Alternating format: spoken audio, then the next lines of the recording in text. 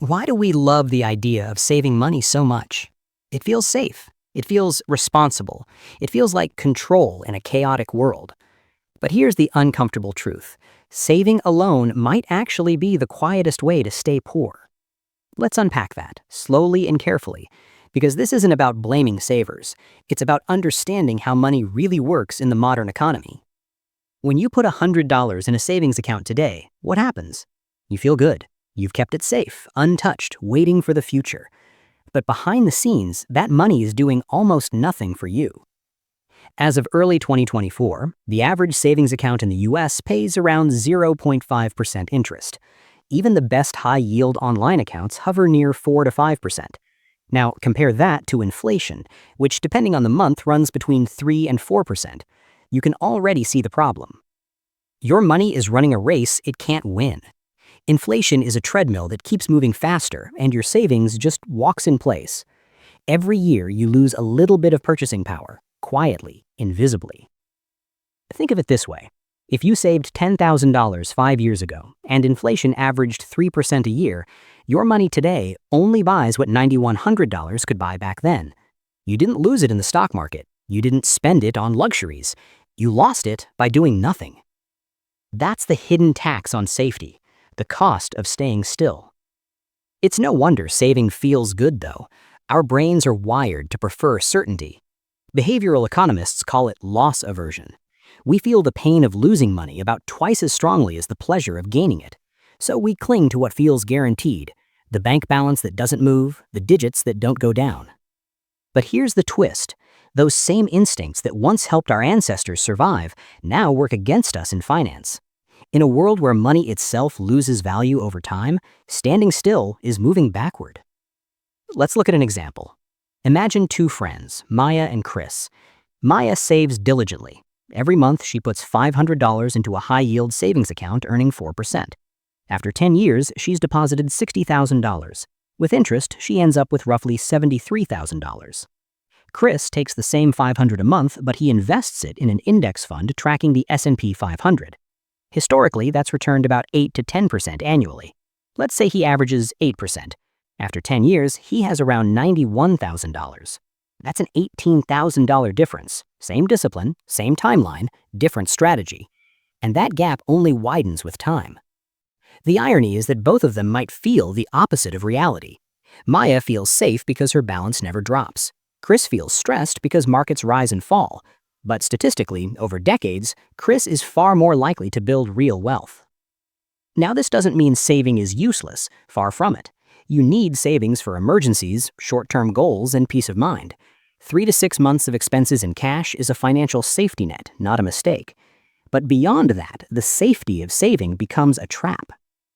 Why does this matter more now than ever? Because the world of money has changed faster than our habits. 50 years ago, saving made sense.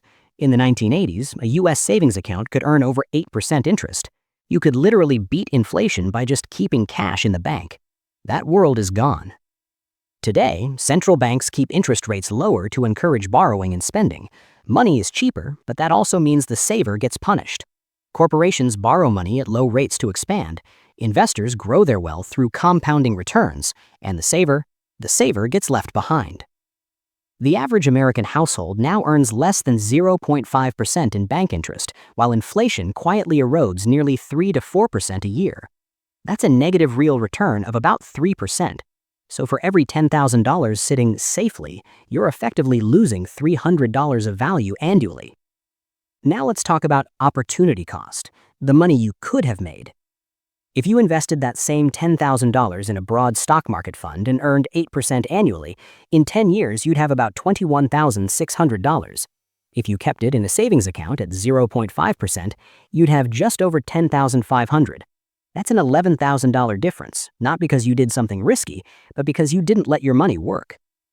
Saving is like parking your car in the driveway and never driving it because you're afraid of scratching the paint. It stays safe, sure, but it never takes you anywhere. So why do so many people still believe saving is the key to wealth? Partly because it's what we were taught. Our parents and grandparents grew up in a world where a penny saved is a penny earned. Back then, the math supported that. Today, the math is crueler. And partly because the financial system is built to feel safe. Banks advertise security, FDIC insurance, no risk, guaranteed access. It's comforting, but comfort doesn't create growth. Growth demands exposure, uncertainty, and time. Here's the thing most people forget. Inflation compounds too. It's not just 3% this year and 3% next year. It's 3% on top of last year's 3%. So over 20 years, even mild inflation of 3% cuts your money's purchasing power nearly in half. $10,000 today will buy what only $5,500 will in 2 decades. That's why wealthy people don't rely on saving. They rely on assets. They own things that grow: stocks, real estate, businesses, intellectual property. They understand that cash is a tool for opportunity, not a storage container for security. Let's look at a real-world pattern. Between 2010 and 2020, U.S. home prices rose by about 47% on average. The S&P 500 in that same period gained over 250%. Meanwhile, the average savings account paid less than 1% a year. So someone who simply saved lost ground. Someone who invested built wealth. Of course, investing carries risk. Markets can crash, recessions happen. But here's a fact that rarely gets discussed. Every major U.S. market crash in history has eventually been followed by recovery and new record highs. From the Great Depression to the 2008 financial crisis to the pandemic slump of 2020, the pattern holds. Time rewards patience. So the real question isn't whether saving is safe. The question is, safe compared to what? Safe compared to the short-term volatility of markets? Maybe, but not safe against the long-term erosion of inflation, not safe against the lost opportunities that compound quietly elsewhere. This is why the people who break free from financial stagnation start thinking differently. They don't ask, how can I protect my money? They ask, how can my money protect me by growing faster than my needs? The difference between the saver and the investor is mindset, not math. The saver seeks stability. The investor seeks progress, and progress by nature feels uncomfortable. Think of it like planting a tree. You could keep your seeds safe in a jar forever. It would never get damaged, but it would never grow. Or you could bury it, water it, and wait. The seed disappears for a while, looks like it's gone, but one day it breaks the surface. That's what investing feels like. You give up visibility for growth.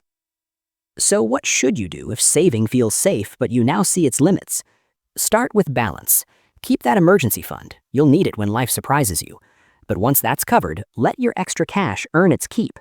Invest in low-cost index funds, ETFs, or retirement accounts. Learn how compound interest really works for you, not against you. Here's a quick example of compounding power. If you invest $500 a month at 8% annual return for 30 years, you'll end up with roughly $745,000.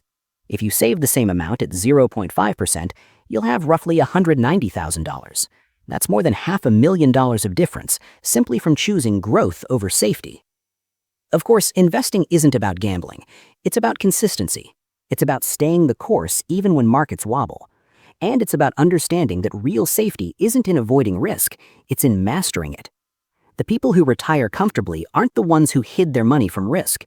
They're the ones who learned how to use time and growth to their advantage.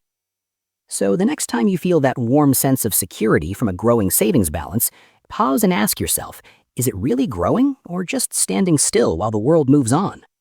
Because money, like energy, needs to flow. It needs motion, purpose, and direction. When it just sits there, it quietly decays. Saving is the first step to wealth, but it can't be the last. The path to freedom isn't paved with safety, it's paved with smart, educated risk. So learn, plan, diversify, and don't let fear disguise itself as wisdom. Your future self will thank you for every dollar that worked harder than you did. And if you want more insights like this, remember to subscribe to Taz's Money, because understanding money is the first step to mastering it. In the end, saving feels safe because it's predictable. But the truth is, wealth doesn't grow in the comfort zone. It grows where courage meets knowledge and where your money finally stops hiding and starts moving.